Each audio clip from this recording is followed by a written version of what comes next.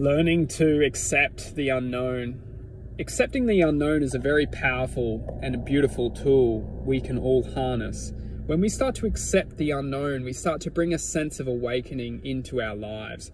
Because the only reason why we're not awakening is because we believe that we know everything. And when we know everything, we close ourselves off to the infinite realm of possibilities, the infinite realm of truth, the infinite realm of love.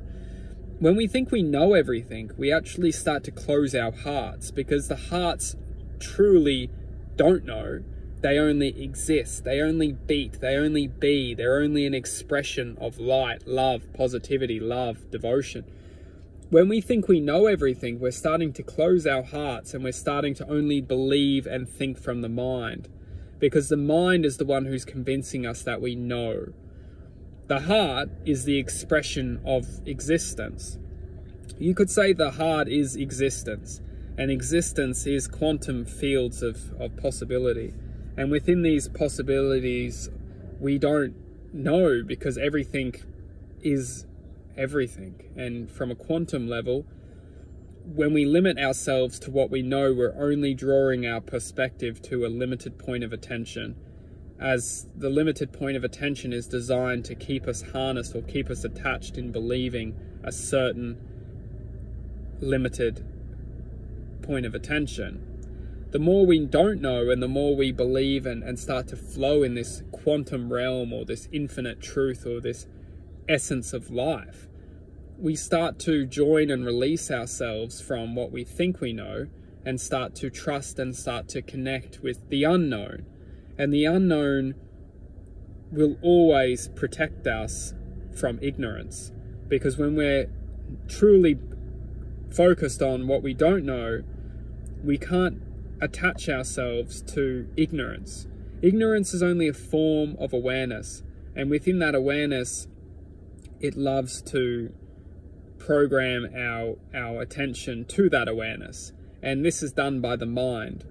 The mind is out there to set a certain aspect of truth, but it's combining truth with in a box. It's almost like the mind gives people a little bit of truth, and then it's like a bait, you know?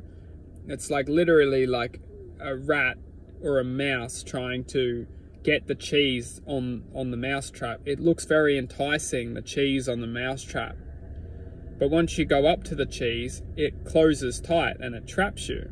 But it doesn't kill you, because it doesn't want to just kill you and then you're out of this world, because this world flourishes on people's ignorance.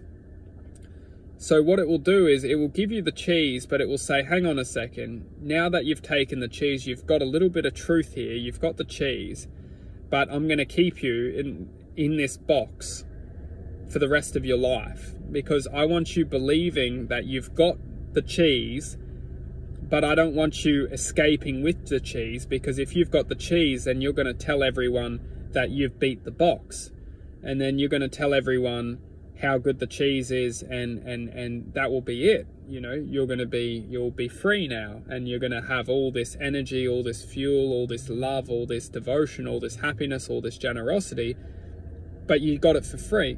So the mind works very sophisticatingly, and it gives you a sense of cheese, it gives you a sense of truth, but it also gives you a lot of other things. It puts you in a box, and this box is a box of perspective. And when you're in this box, like many religions, is that it gives you a sense of truth, but then it also programs you with a lot of ignorance, because it wants you to share more ignorance than truth. And this is how the mind works. And if you look, and anyone who truly knows something, they understand that it's possibility.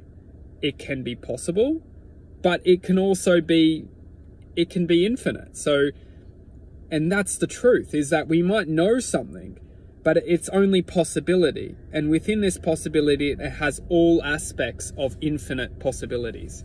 So to harness truth is to understand its infinite possibilities.